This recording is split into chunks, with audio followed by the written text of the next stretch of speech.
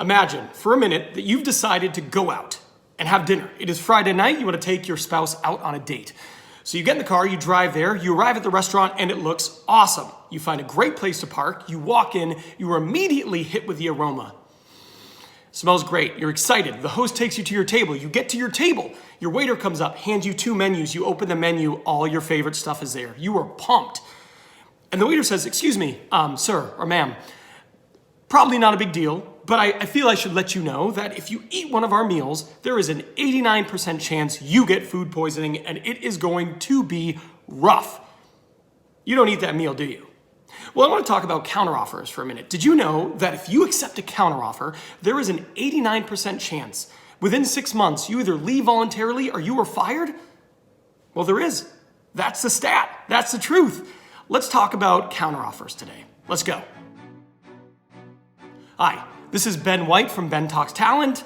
I have 11 years experience in recruiting, in hiring, and team building. And today I am going to help you avoid a disaster. But before I do that, do me a favor, take 3 seconds to subscribe, then hit the notification bell so you never miss one of my videos. And if you are already subscribed and you're back for more, hey, welcome back. All right, so let's jump into it. I want to talk about counteroffers today. And we're gonna start with why. So why does a counteroffer happen? So let's just go through the process a little bit. You're interviewing for a company, they extend you an offer. So you go to put in your 2 weeks notice and you go to your current boss and your boss goes, "Ben, this is the worst. I wanna retain your services. Tell you what, here's what I'm gonna do. I'm gonna give you $10,000 more. I'm gonna make you a senior version of whatever it is you're doing right now. Please, don't go."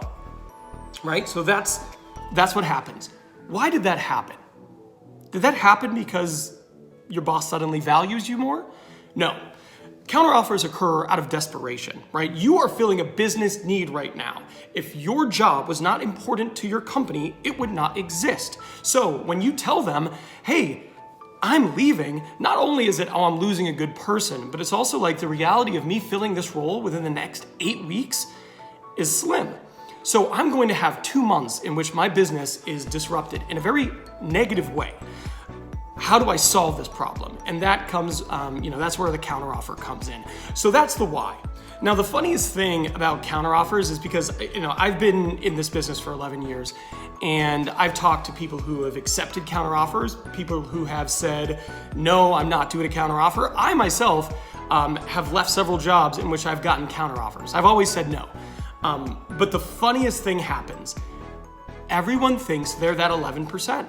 So let's just say you're right now in the offer process and you get a counteroffer and your boss gives you a counteroffer. I bet you think you're that 11%. You're like, "Oh, I know, this is not gonna work out for 9 out of 10 people, but I am that one."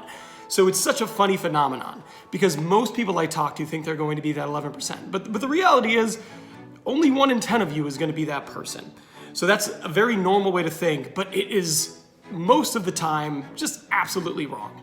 I want to talk about some of the logic, right? And some of the reasoning that I hear from people when they talk about accepting a counteroffer.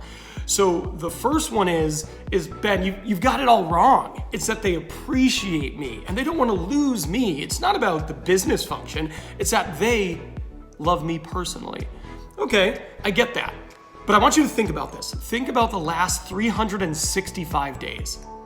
Why do they love you more today? Why is it today that they're like, "Oh yeah, we can't lose Ben"? If there is a promotion or an increase to be had, why did it take up until you leaving for that to happen? If it's a promotion, right? Let's just say it's a bigger role with a bigger scope. Were you not qualified for that 3 months ago? Coincidence that it happens the day you turn in your offer. So, or your 2-week notice. I get it. I get thinking that it's about you, but the question you need to ask yourself is why did it take to the moment you were about to leave for them to demonstrate that? A really common way for people to rationalize counteroffers to themselves is that change is hard, right?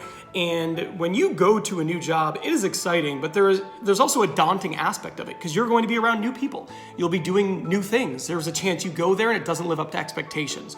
There's a chance you go there and you're not as valued as much as you are right now. So when someone says, "Ben, hey, this new job, what if I could make it right by you? What if I can give you the compensation they're gonna give you it is natural to be like, oh my gosh, I'm gonna get everything I wanted, but avoid that change, right? That is a natural thing to go, oh, this is the best of both worlds. I get what the new company was going to give me, but I don't have to go through the challenge or the risk of change. Whenever people say that though, I just wanna remind them, think about the 89%. There is a chance it works out, it's a slim one. In all reality, it's more likely it doesn't work out. So you don't get everything that you're getting at that new company. You get some of it, but it comes with a massive risk. Let's talk about some of the long-term implications. Let's say you do accept a counteroffer and you decide to stay. You go, you know what, boss? Thank you for that counteroffer. What was I thinking? Yes, I will stay. I will take that pay increase. I will take the additional responsibility. I'm not going anywhere. I'm staying. All right, so let's think about it. Let's kind of extrapolate it out. If you were that manager, you give someone a big increase, right? Maybe you're paying them more than anybody else on the team right now. Do you expect more from this person, or do you expect less from this person, or the same amount? I guess there's a third option. I would expect more. If I'm compensating someone, you know, whatever the increase is, again, we've used the number 10K. So if I'm giving someone 10K more to do the same job, I expect them to do 10K more work or be 10K more helpful or effective at what they're doing. The reality is with every pay increase, there comes the expectation that you be a more effective version of what you were. So if you take that counteroffer and you think, oh, things will be exactly the same, except I'm making more money, I would challenge that. Now, let's think it through further. Imagine 12 months from now, you're that 11% anomaly, but there is a downsizing. Things have changed in the business. And all of a sudden, this manager is forced with cutting 25% of their team. Who would you cut? Would you look at it and be like, well, I've got 8 people here. One of them I'm paying $10,000 more than the other people, and they also tried to leave 11 months ago. You know, if it comes down to that and you have to let someone go, I always think if you're the person who accepts a counteroffer, you are more at risk of that, right? Do they want to keep the people who they feel are more likely to stay despite the downsizing, or do they want to keep people who they now, at least part of their mind, they're always going to think of you as a flight risk? I think it puts you more at risk for future downsizing. What about opportunity? Let's take the inverse of that. Let's say there's an opportunity for promotion, right? 11 months from now, they're looking to, your manager gets promoted, they need to promote someone into their spot. Do they look at the person who threatened to leave? Or do they look at the person who they feel has always been more loyal? I guess you could make an argument either way, but I think it's fair to say you're probably at a little bit of a disadvantage. You know, if you had 2 equal people, both doing a great job, and you have to promote one of them, do you do it to the person who almost left 11 months ago and forced your hand into a counteroffer? Or do you do it to the person who's been doing a great job, you know, head down, working hard? I think if you really think about it, you have to imagine you're a little bit of a disadvantage there. The bottom line is this: there was a reason why you went and interviewed, right? Most interview processes are long, they're arduous.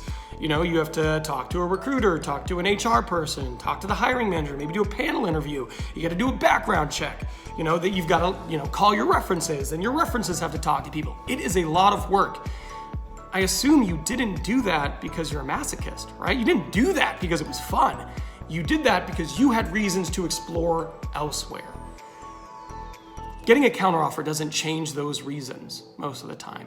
You know, even if it was pay related, it was scope related, you know, whatever it was, you had reasons for looking elsewhere. Your company could have rectified those wants and needs previously, but they didn't. You had a reason for looking. Counteroffers are a Band-Aid. Most people, when they apply and they accept an offer with a new company, they're looking for an actual fix. So I'll leave it like this. Most of us agree that if there was an 89% chance of something terrible happening in the immediate future, if we were to take one path, we would take the other path. We wouldn't choose the one with the high probability of a negative outcome.